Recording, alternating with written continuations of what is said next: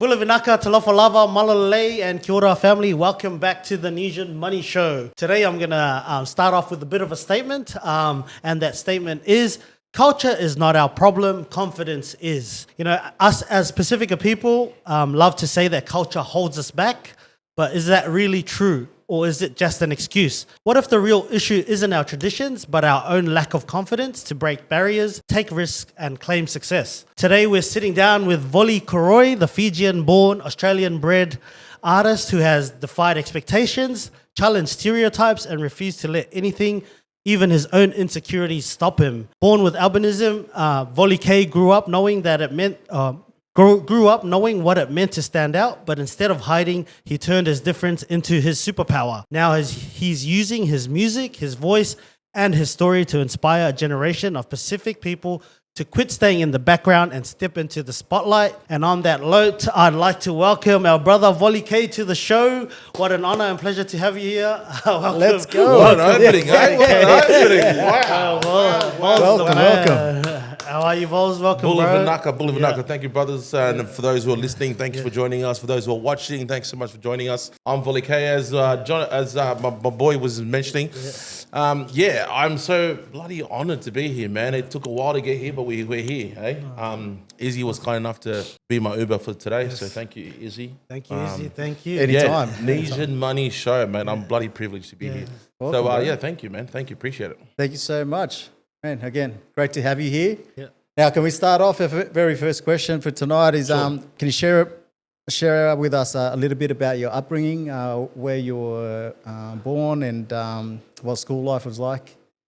Yeah, sure. So for those who don't know, my family and I, we were born all from Fiji, then shifted over here back in '87. Yes. And for those who understood or understand the history of that, it was literally in the time where Rumbuka was doing the coup. Yeah. And so we had the chance to get up and leave Fiji and come to Sydney and try and find a better life for us. Now, with that said, being part of a Fijian culture, predominantly that's, as the stereotypical Fijian is black skin, black hair. Yeah. So when your black parents give birth to a white baby, there's a lot of questions, right? And those type of questions is like, okay, did your mother have an affair with the milkman? Did the postman come and say hello to your mum or something like that? Like, unfortunately, these are the things. These are the serious. It's funny now, but in the time and in a time of ignorance with Fijian communities, albinism is a and still is today. Funny enough. Still is today, where albinism is a thing that most people don't understand. So for those who don't understand, and I'd love to bring a bit of light so that everyone can understand what albinism is. So albinism is just the absence of pigmentation. Pigmentation, what that is the color within your skin, and that's all that is. And with that, with albinism, that also comes visual impairment, unfortunately. So, and there's different degrees of albinism. You've got the full albinism, where you're absolutely blind and you've got red eyes and you can't see, there's red, when you see a rabbit with red eyes, that's practically what a full 100% albino person would look like. And then it slowly, I guess, comes down. And then there's me. I sort of sit in the above average, I guess, because I still have dark features, whether it's the dark hair and so forth. And so that's I guess in a nutshell, that's the severity or the periods or the spectrum of albinism. And also, I mean, I myself, I'm classed as legally blind, and I'm legally blind. That's part of just part of who I am. Yeah. Most people who would be legally blind or who are blind, they would normally be at home, classes disabled, and won't be able to do anything. I myself, with your nice intro there, Joey, in the beginning, I definitely use all the things that most people would not. Most people would use that as a way of I can't get on with life because of this, because of that, because of this. I use it as my superpower in the sense that like my differences will allow me then to be, okay, I can't do that. That means I can do this better. Yeah. So I allowed that to be, and hence why diving into music was definitely a natural thing for me. So going back to the question of the history of us or myself, so we came here back in '87. I was in tender age of 4. So for those who can do math, don't worry about my age. I'm still young. And we came over here to Sydney, and we try to assimilate into the new Western culture that we now call home, right? And so when you come from Fiji, as we all have, and most of us have come here, some people have born here, which is a fortunate thing, which is great. But for us, we couldn't speak English. We had to learn and find ways to find our feet in this culture. Along the way, you got to be part of, or be have moments where you have to get like I went through prejudice moments, or I should say more of like a race battle, because in my family, especially within my own family, not even like the public, but within my family, I have there's my sister and I, who we're both albinos, and then my 2 brothers who are Dark skin, who look just like you two, which I call average. And jokes, love you. Beautiful. But, we are. But average Fijians, right? 100%. And so we would have racial wars within our families. Wow. So it'd be like whites versus blacks. Like, bro, I'm Tell me. I'm spilling the tea about racial wars here. Don't worry about NWA and all that nonsense, bro. We had it in my own family. We had blacks versus whites. And you know what? Like, now we're laughing about it, but growing up, it was difficult, man. And I found myself fighting my way through adolescence. And what that looked like was I'd always be in detention, never out of school, I never got to see recess or lunch because I was always in detention. Yeah. Whether I was fighting people against who called me something, or fighting someone else, I would always be fighting someone who's like either 2 or 3 years above me, because my sister was much older. Yeah. When I say much, I mean 1 year, but she was older, and I would always have to fight her battle as well. So my sister was very equipped in her verbal verbatims and the way she fight with her words. Where me growing up, I wasn't really in that at that tender age. I wasn't really good with words, but I was good with my hands. Yeah. And so I'd punch on with everyone and anyone. As soon as you say "wipe up," bang, we go. And then my parents will get called, and my parents will go. And I know, growing up, for those who grew up in the 90s, that's definitely the golden era, where my parents would say, listen, if you're having a fight, that's fine, but make sure that it was for a good reason. Yeah. So whenever my mom and dad would ask me what happened, I had to come up with a good reason. Oh, mum, because they said you're a prostitute. And even though that never happened, but to them it's like, oh, good boy. Good boy. But really, it was just like one person just goes, that's a white nigger. Unfortunately, that's what I used to get called. So I used to get called all these names, and the crazy thing about all that is to say that we laugh about it now, but that's unfortunately that comes from a culture of ignorance. Yes. Not only within our own culture, but also within our family, within our school, within our workplace, and a lot of people still today a lot are quite ignorant towards being someone who's an albino. And I've been so proud of who I am, and I stand tall and with my shoulders back, my head high, and I always say I'm a proud albino Fijian man. And I'm a proud man all the way from the Kadavu Islands, being able to bring our culture to the forefront of whatever stage I'm on. Whether it's on TV shows, interviews, whatever it is, or even on Nesian Money Show.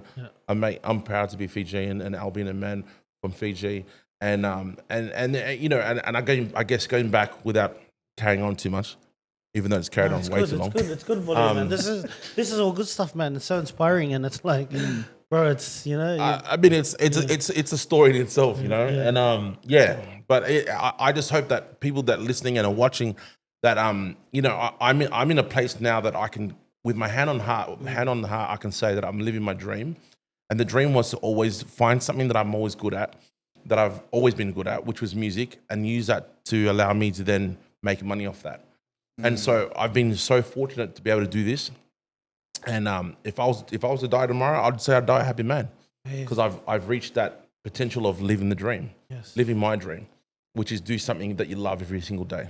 And and that's me, man. Wow. In a nutshell. We're talking about, something that you love. When did you realize that music was a thing for you? Oh God, these questions are great. Music was part of our life. All us as culture, like our culture, right? Whenever you get together, there's a hymn, and then bust out a hymn, and then before we eat, bust out another hymn. Yeah. Before we go home, bust another hymn. And I love that. Yeah.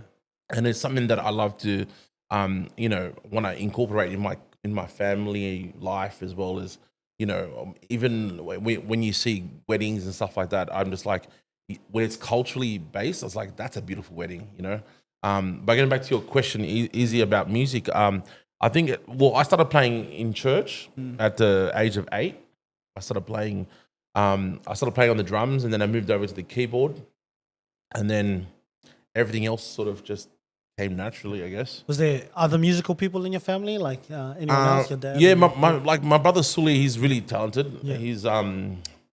He's really talented, but he went more the footy way, as you boys know. Yeah. My brother, for those who don't know, I've got a brother who's average looking. What I mean by that, he's black, and yeah, you're definitely the tougher of the two, man. I remember playing you at a rugby tournament. That was a nines out in Belmore one time. And me and Tuli were on the same team, I think, and you were on the opposite team. Man, this guy hit me, and I was like, oh. You're still feeling it now? Like, all that explains it. All that bullying, you were the bully, man. Like, mate, I'll tell you. It's definitely. I mean, footy was. Yeah. Listen, let's not talk about footy, because I was a different person then. Let's just say all the anger came out. Yeah, on the that's right. I felt the anger. But I mean, Sully's definitely, in regards to music, he's also very talented. My mother can sing. My father, he's really, what is he good at? He's good at cooking. Yeah. So your parents are from Kadavu, did you say? Yeah. So dad's from Kadavu. He's from Nadamoto. My mum is half Lao. Yeah. But she's also from Namalata. And so we grew up knowing, or having to, embrace music on that level. Yeah. Especially within church, because especially in a Fijian church, where you have to sing all the. Do you guys grow up in a Fijian church or no? Not in the Fijian, but around. No, he did. Yeah, around the Fijian church. I'm just the average Fijian. Yeah, you are average. Yeah. So you guys. So faith was a big part of your upbringing. Yeah. No, because I mean, the only reason why I ask was when we gather together, and you start like an old Fijian's hymn, right? Yeah. And then you end up realizing who the ones were there and who wasn't, because the ones that were there, they'll all start singing in. Yeah. And the ones that weren't, they go quiet and just want to exit the room. You know what I mean? Just hit the choruses. Hit the chorus strong. Where's the chorus? And then you wait for the remix. Who was your biggest influence growing up? Both in music and life. Yeah. I mean, music was none other than George Fiji Vekoso, to be honest. Oh, wow. Yeah. He was like someone who, I mean, I definitely was inspired by the gospel artists and church singers who definitely sang these songs that were just inspiring, about the love of life and love of God and the love of people and how to love, I guess. And it's something that will always cling on to in moments of, reflection, moments of despair, or moments of victory. These songs will go in. But then Fiji Vekosa was someone who I, for the lack of a better term, idolized. I hate that word, but that's what I did. And you can, when you hear my music, you can definitely sense the influence from him. And it's something that, he's to me he's the king of reggae, island reggae. Yeah, 100%. And I was fortunate enough to perform with him a few times, which was definitely a highlight of mine. But in saying that, I mean, and this is to carry on a little bit more about this, is that I've met some amazing artists. Like I've met will.i.am, John Legend, all these people, right? Now I never felt the same any kind of like feeling. Yeah, I wasn't like, man. wow. Yeah. The butterfly. I was just like, yeah, cool. singing. Like this, they can sing mad. Yeah. But when I first time I met Fiji Recoso, I was like, oh my gosh. Yeah. Wow, that's amazing. That's the only person that I've ever felt that way. Yeah, the Pacific connection, But eh? yeah, because like it's like your nice. idol. Yeah. Yeah. Who's your idol? God, don't even bring this up. Who's my idol? I don't know. Okay, why are you still Well, thinking? I'm still, Why are you still thinking, Joey? Who's your idol, bro? I'm not such a No, like Seriously, on a business front, on a business at the moment, it would business be, front, father front. I would be this guy called Dr. Miles Monroe. I don't know if you Oh, guys yeah, seen Miles him, right? Monroe. I know who that is. Man, I Yeah. listen to his stuff a lot and get inspiration from that. Hey, just about family, about business, about life. What's one thing from Miles Monroe that you sort of like cling on to as saying, he like one of his mantras or one of Like his? just your role as a father, for a man to be like the head of the family, to be the protector, to be the provider, Yeah, that's to be cool. the rock, pretty much. And then he's, like Christ. So Miles for me, Monroe. yeah, he's but- cool, man. Yeah. We grew up a little bit different, so I got a lot of my, I didn't grow up in that church environment as per se, but as the years have gone and have matured, I guess that, has become important. Yeah. Like the family, just where do you turn to for your advice when That's you're, it, bro. That's it. And you still have questions at the end of the day. Yeah, that's it. Some of those questions sometimes keep you up at night, and Yeah, that's it. yeah, that's really cool. Yeah, that's man. really cool. Izzy, have you found your? No, I don't think I do. I think I've just pulled a lot from different people, like that I listened to and I sort of read and whatever Yeah. else. So not really Matt, one particular one. Have you heard of what's that artist actor Matt who does he always says all right. Yeah, McConaughey. McConaughey. Yeah. Well, anyway, he did a speech, and one of his speeches when he won an Oscar was that the person that he looks up to is himself in 5 years. Yeah, okay. And the reason why that is that he was saying that the person in 5 years, that I want that person in 5 years to be more intelligent, more filled with growth with his own life, stronger, wiser. Yeah. And then when he gets to that 5 years, guess who his person that he looks up to the next 5 years. You know what I mean? wow, that's And I amazing, guess I've listened to that speech. that sounds like you. That sounds probably like something like you. Hence why you don't really have someone, because you're more looking within and going, nah, I could do better. Just I think pursuit of just trying to be better than I was yesterday. Come on, man. That's Yeah. amazing, bro. So if I can do that. I like that. I like that. But I have heard that speech and It's pretty good, though. love it. Yeah. Love it. I'll send it to you. This show's about Voli. Yeah, Well, when was your first big break? First big break. What do you guys define as a break? Oh, what do you think was like, man? You got to that level, I guess, in your music or your. Where your did you work start life? Voli? Yeah. So it started busking, or what did you start? Like Oh, straight okay, after school. okay. So like Okay. you a little bit about how the music scene sort of evolved for you. Yeah, and then okay. until you where you thought, oh Well, wow, you know I'm at what? I'm at Let's take it back a little bit, okay? I was in finance. Well, let's take Oh it back. yes. Yeah. Let's take it back. Let's take it back. So I finished high school. Yep. And I was still like, I finished high school and then I got into a bit of like, I was playing rugby and then getting paid a little bit just to play. Yeah. And then I got and then I was doing like all these odd jobs, whether it's like laboring and kitchen hand and all these other odd jobs, right? Because at the time, I guess if you look, I didn't know. I guess it's one of those periods in your life as where you're trying to find who you are, right? So self identity and trying to find validation of things that you're doing. Will it bring, will it bloom into something prosperous, right? And so a lot of those things obviously was absolutely useless. Like I don't know why I went and did kitchen hand at It's at home when you pushed into education. Or our parents came here, just worked pretty much. They weren't. Come from a background where I mean, I finished high school and went to university, but I didn't go to university to be a university student. Okay. I was it because my friends were going to university, and I was like, I'll come and play cards while you guys go. I'll come to lunch breaks. Nice. I was doing one of those ones. Yeah.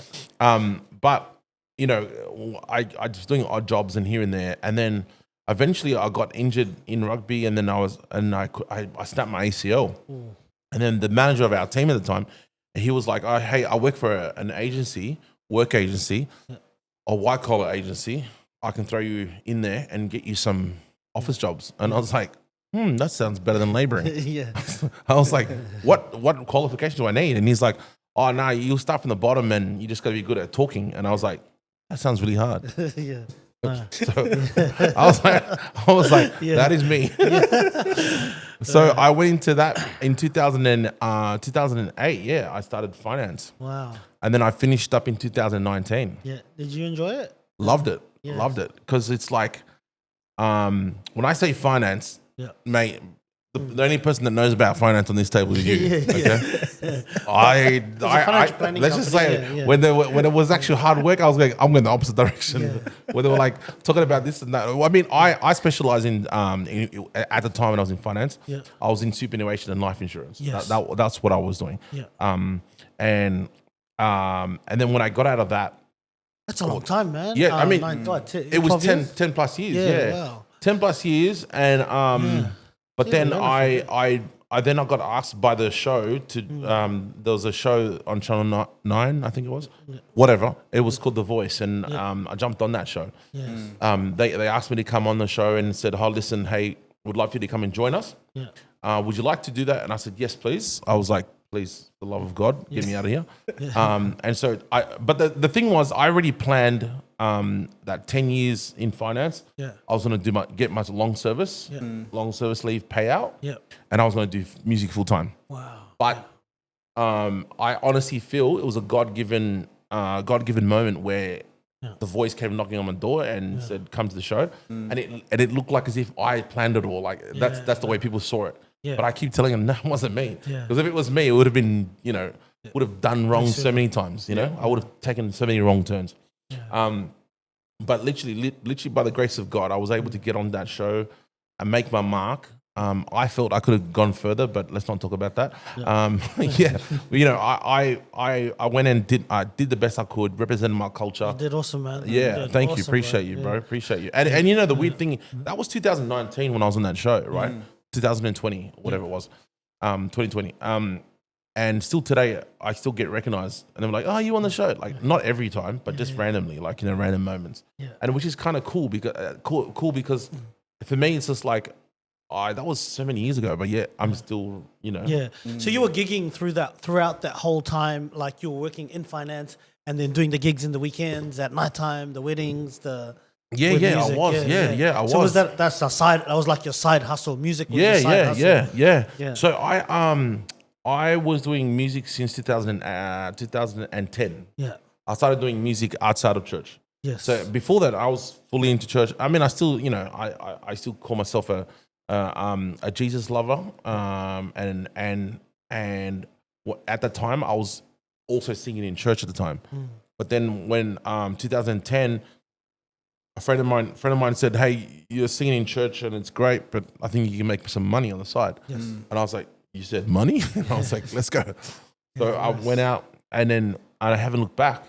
I used to do one gig a week, and that was literally the whole week was getting ready for that gig. Yes. Wow. I was in finance, and then would always be like, this job's gonna, let's get to Friday because that was the day of my gig. And then from there, and I haven't looked back since. So fast forward from the 2010 to like 2012, I was doing, 6 or 7 gigs a week from that one gig. And so like money was great. Money was really good because I was in my 9 to 5, and then also music.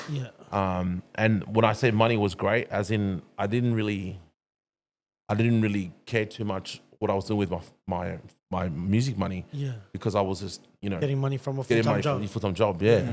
So with that said, when you look back now, I kind of wish I was more diligent with my finance in that time. Yeah. But God, I lived a good life. Yeah, that's what you yeah, memories. Yeah. The memories, but but I live better now. And what I mean by that is that I'm happily married. Yes. And I said, as I mentioned before previously, I'm definitely living the dream that I've that I've always wanted, which is get to do something that I love every day, which is music. But going back to what you're saying, music definitely allowed myself from 2010, 2019. Then I went full-time music. Yeah. And what full-time music means is that I get up every day and get to create songs. And today I get to write songs for people, produce stuff for TV, for radio, for whatever. And just if you need music, I can do it. And the great thing about it being in the Sydney music industry, especially the live music industry, we're a very small community. Yes. So if any time I ever want to get up and do some gigs, I just give this guy a call and he's like, "Yep, I'll put you on. Let's go." Wow. Yeah. So which is right now, as periods get to be quiet, whatever. I can just call in and say, "Hey, put me on, please." Yes. And I'm fortunate enough that I can do that. Yeah, for someone in the Pacific community who dreams of becoming a musician, what's the first step should they take? That's a great question. Don't follow my lead. That's one thing I'd say. What I mean by that is that when I was getting into the music scene, I wish someone had some sort of advice, And that if I was to tell myself now, like if I was to tell my younger self about getting into music, is just to learn as much music as possible. Yeah. Because from there, you'll never be. When you say learn music in terms of instrument performing. Yeah, sorry, learn songs, learn other people's songs, which what we call covers. Yeah. So if someone's doing covers, then they're doing someone else's songs. So I would, if you're starting out and you want to go and do gigs in pubs and restaurants and weddings, learn as many songs as possible. Yeah. But then if you want to do original music, start releasing songs as soon as possible. Yeah. And be hungry to get feedback on your craft. So you mean just record and then release it onto the platform like YouTube and then well, the thing is music these days is all on streaming platforms now, right? Because it's so easy these days. So if you're ready to make music, you make the songs and then you put it up onto this particular platform. I use the DistroKid, which allows you then to automatically puts it onto Apple Music, Spotify, Pandora, all the streaming platforms. What was that? What was that called? DistroKid. DistroKid. Yeah. So for those who, also please hit me up. I'm always keen to help any. Because I guess that's what you didn't have a Voli, and it's sort of like we sympathize with these up and comers. Maybe they're on that similar journey. Yeah. And then I mean, I tend to randomly hit up young up and coming artists or any artist who I think is good, and I always say, hey, do you want to come and do a gig with me? Do you want to come and do songs with me, or whatever? Wow. And a lot of them will go, yeah, I'd love to, and a lot of them will always say, yeah, I'd love to, but never follow through. Which is fine. Which is fine, because then that tells me that they're either not ready, and two, they're probably just nervous, and I totally understand that. So for those who are actually ready, who are actually keen to get up there and do some music, feel free to hit me up. And you can get on my socials. You'll put it up on YouTube. But for those who are listening to the podcast, it's Voli K, VOLIK music, all one word. Hit me up. Yeah, you were talking about your big break. So, how difficult is it to break into mainstream music? It's taken you. It took you, Bro, I'm still trying to make it right now. I mean, let's take a step back in regards to music, right? Yeah. So in the traditionally, an artist would try and go and perform in different places. Yes. In the hopes that someone from a reputable record label or a company would see them, Yeah. right? And then they will then be approached and asked to be come and perform in front of record execs. Yeah. And then within that record execs, then they'll all have a chance to either say, okay, I'm going to give you this contract. The contract is traditionally would always be one-sided. And what I mean by that is the record label will get 80%, the 20% to the artist. That's traditional. Yeah. But because of the new age and the way we live now with all streaming platforms, that have shifted. The power of the hand has shifted, and then it's allowed us as independent artists now to make the contract however we see it. Yes. Okay. But in saying that, though, it's if breaking into this music scene has become even harder because it's opened the gates to everyone to be allowed to make music. And what I mean by that is that technology has advanced so much that old mate who lives down the road who's doing music in his bedroom can release music at any time. Yeah. And so gone are the days of people making music at a record studio, like a music studio, where they're paying up to $3,000 an hour or whatever it is to make music. So now old mate downstairs, old mate next door. Yeah, so the power is more in the artist's hands now, but there's a flood. Like there's more competition, so that means the profit. I don't know. So does that mean you have the opportunity? Can you make more money now as an artist, or is it's more difficult now because there's so much more? Well, I mean, to break into the music scene, it's a lot harder. Yeah. And now record labels, before they can even have a conversation with an artist, so to speak, they need to have 50,000 followers. They need to have a few of their videos go viral. Yeah. And when I mean viral, as in at least have 1 million views, 1 million eyes on a piece of content. You know, unfortunately, these are the landscape in which our culture, with music culture and society, has progressed through. Yeah. But in saying that, it's given us an opportunity to be control of our own destinies, and that's a great thing about it.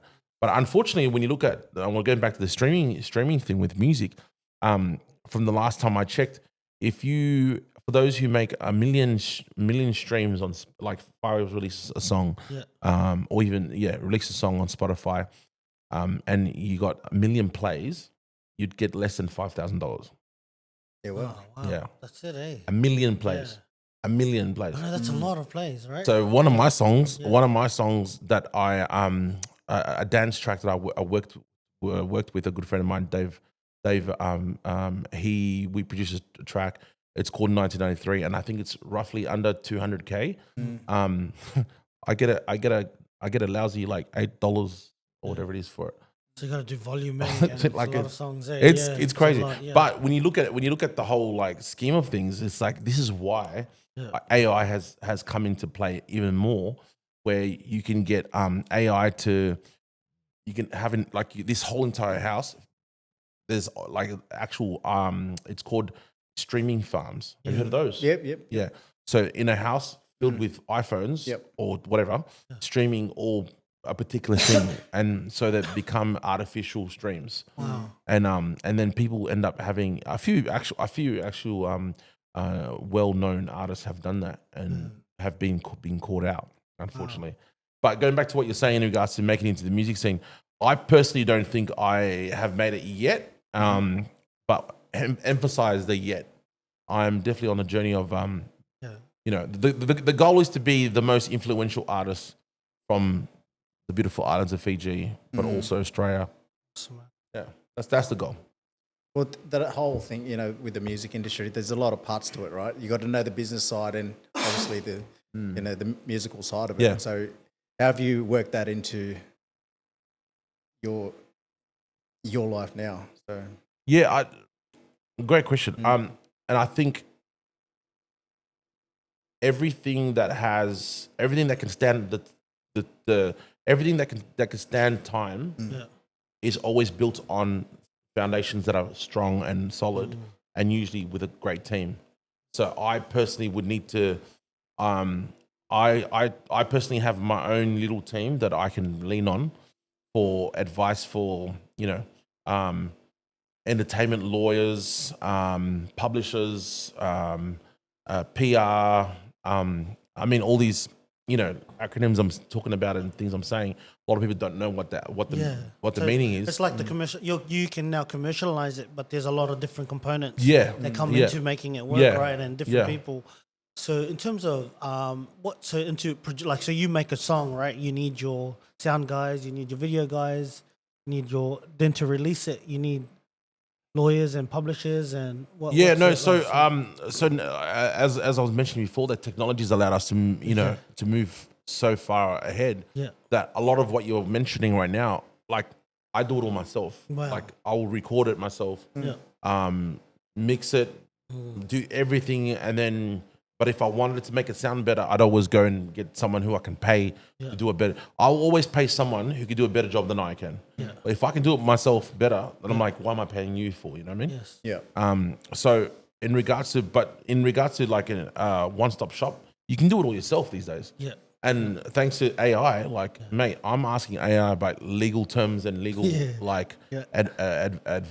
Yeah. It's great. 100%, man. ChatGPT and.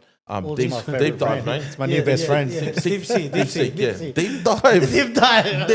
What's deep sea Deep sea, like? that's a Chinese. Is it good? It's really good. It's really What's good. that? Yeah. Brings up videos, pictures. Deep sea is great, man. Yeah. I haven't tried it yet. I'm just waiting for everyone to sort of. I've stopped the subscription on ChatGPT. Wow. Right. I fully got the full version of it. ChatGPT help you with everything. I've been pushing it for people with home loans to use ChatGPT. Ask about mortgages, ask about deposits. We can close the gap generationally within finance because we've got ChatGPT now. They didn't have it 2,000 years ago. So no way. Yeah, I mean. 2000, they didn't have it 10 years ago. Yeah, that's true.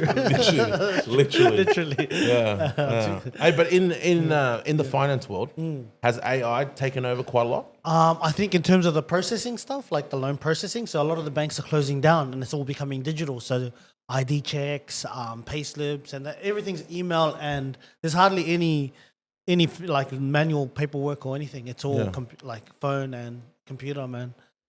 We don't need to see customers the bank does the ID check. We can do the video call and then the bank does the ID check and it's all digital. It's crazy. You can get a loan approved in 2 hours. Wow.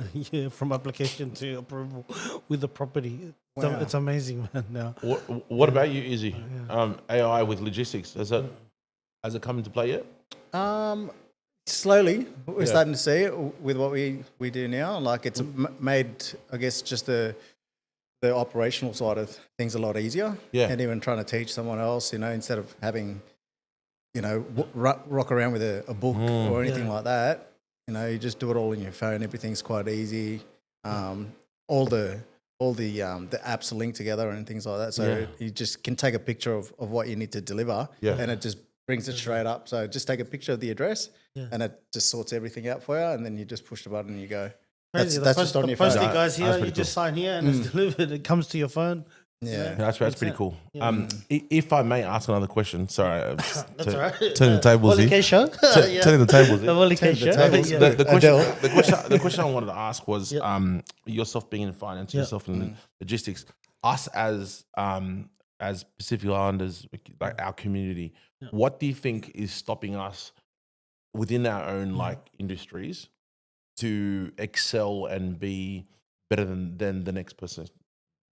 Man, I have been having this discussion a lot, and that's the question I've been trying to figure out for years. But what we've come down to, man, it's confidence. It's just we lack confidence because we've got that culture of humbleness, respect your elders. Let me quickly stop you right there. Cool. Okay, define confidence. What's the confidence? If you say confidence, because from a cultural perspective, right, for us, it's rude to ask questions to people older than you. It's like we gotta for us, we gotta stay humble. We we don't talk above people. The elders eat first, but it's like that ingrained cultural habits that are real good qualities, but just it doesn't apply to maybe like this Western type of way of life. Some of it, especially when it comes to talking to a finance guy, asking him questions, being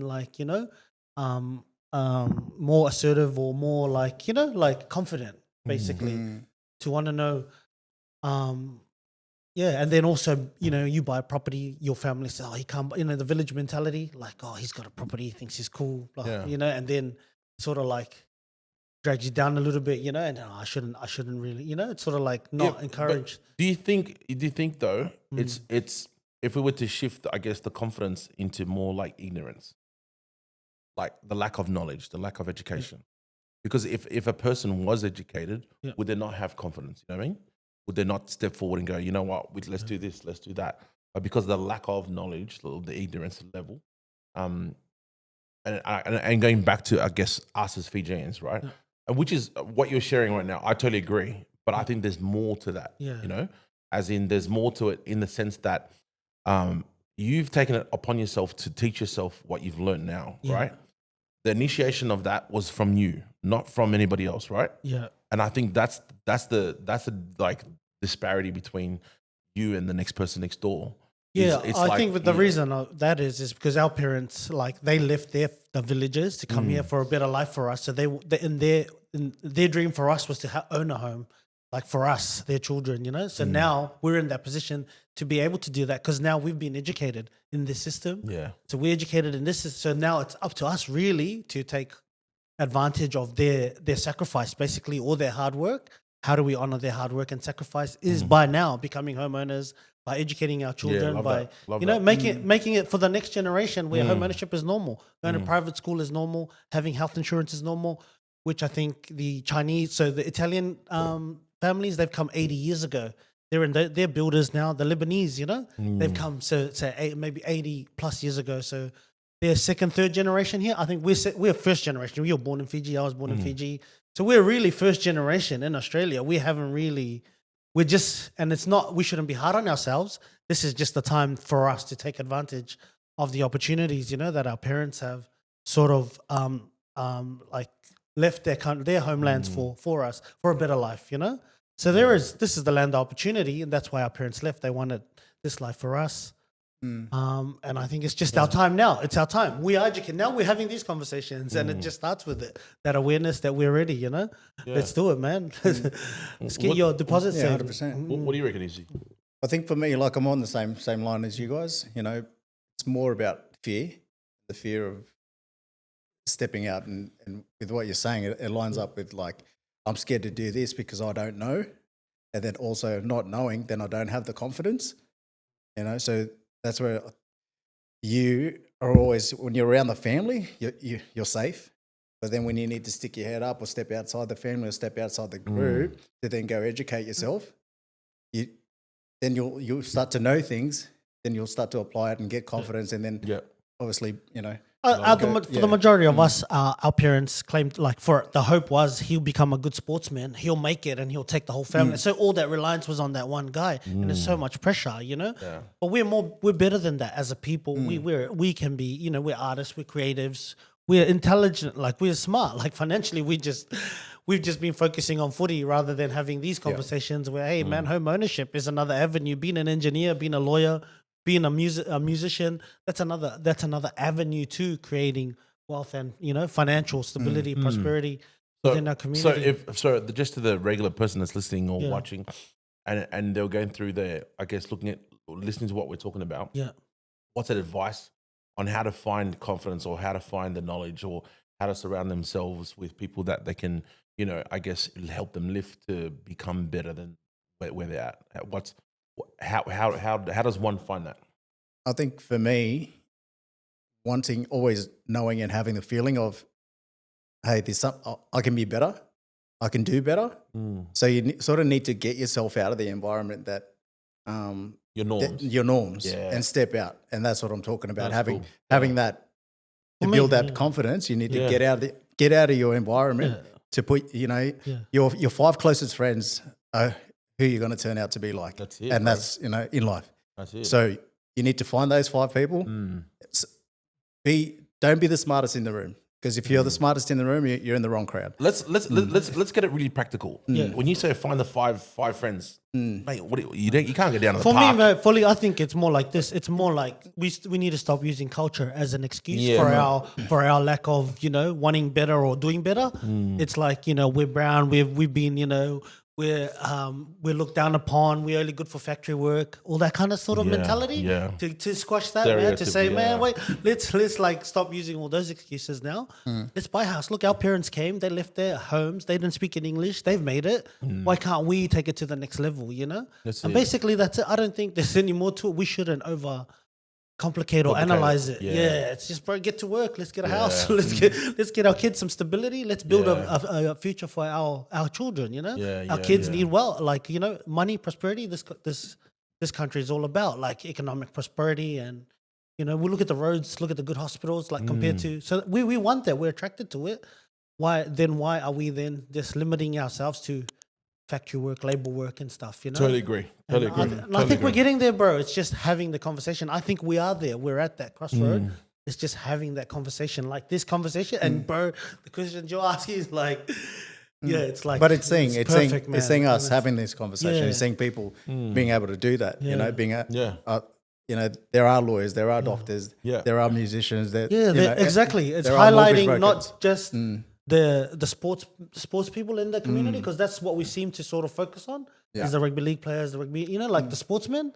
But we've got doctors, we've got lawyers, we've got musicians, we've got homeowners. Businessmen, businesswomen. Let's focus on that. Let's focus on this. Let's have our own community of brokers, our own community of finance professionals, our own community.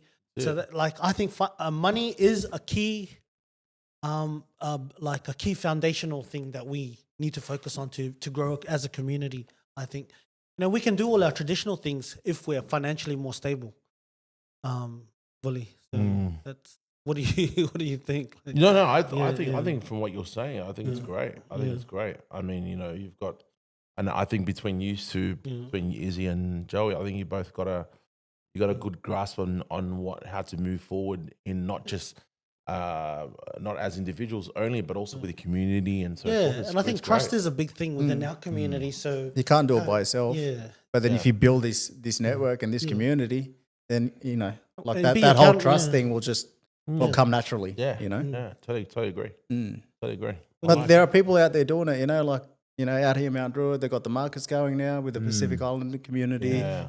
There's events on, and I mean, you guys are doing it as well now with the music industry within Sydney. You know, like we're doing really well. Yeah, shout out to Pacific Cast, man. that's it. Shout out to Pacific Cast who are making waves. So, so for those who don't know who Pacific Cast is, it's an amazing company, or it's a multitude of things. Actually, it's a big umbrella, and they really focus on us, our people. Yes. And in the way to equip them in and advancing within the culture, within the arts and crafts, and hopefully, I think we're going to get you guys to have a chat with them and get a way that we can organize like a little seminar, conference, festival, mini thing. I think that'd be the dream.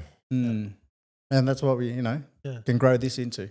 I think you guys have started something amazing. Thank you. I think you 100%. guys have done a great job in this Nesian Money Show, and I think it's something. You got to risk something, in order to start something new. Yes. And I think that's what you guys are doing. Thank you. Great bro. job, guys. Great job. Thank you.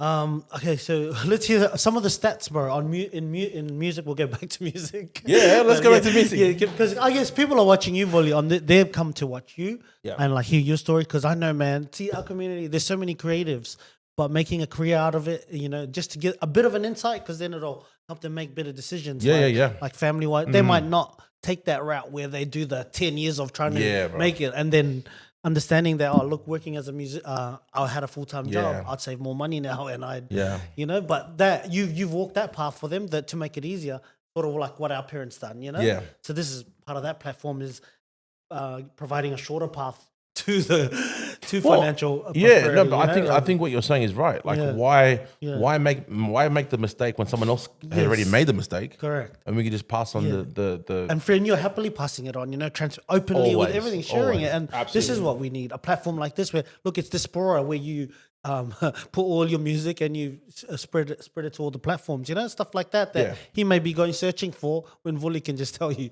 Yeah, absolutely, so absolutely, sort of absolutely. And I think that's the key. It's just a passing. Because sometimes you get people who like make things sound complicated for their own benefit, and it's like when you could have just I do it all myself. I record, I produce. Man, you gotta use my producer and my. You gotta see this lawyer, and sort of like, bro, like you don't need it. So it's good to have that absolutely. insight from you. Absolutely. You're actually doing it. You're on the ground. No, and I think that's the key thing is just being able to do. If you can do it all yourself, you're saving money. Yeah. You know what I mean? Yeah. So in terms of statistics, just to provide reality to some of that, what's the percentage of musicians who really actually make it? It's a very small percentage. Man, it's really, really small. When you say make it, and I think also right now, even when you go on the TV shows, you can see. I'm sure you all know. We can do this real quick test, right? This is to prove that it doesn't work, right? Yeah. So. Who won Australian Idol last year? Go, Joey. I have no idea. You have no idea. I have no idea. Okay, Izzy. Steve Who Irwin. won? Steve Irwin. Yeah, no one. Who won The Voice 2 years ago? Oh, don't ask me. See, I mean, this is to prove that these TV shows are no longer. I'm not saying that they're not. But that's what I mean. These are what young people are idolizing and they're aspiring to, and they spend their whole life thinking. Listen, I'm not banging it out because I too jumped on it. I too jumped on it. Of course. But if I can be completely honest about it, is that my goal was never to win. Never. Yeah. I went in there with the goal was to network. Yeah. A network is such an underrated tool, underrated skill. And what that looks like for everybody that's listening and watching is that networking is when you go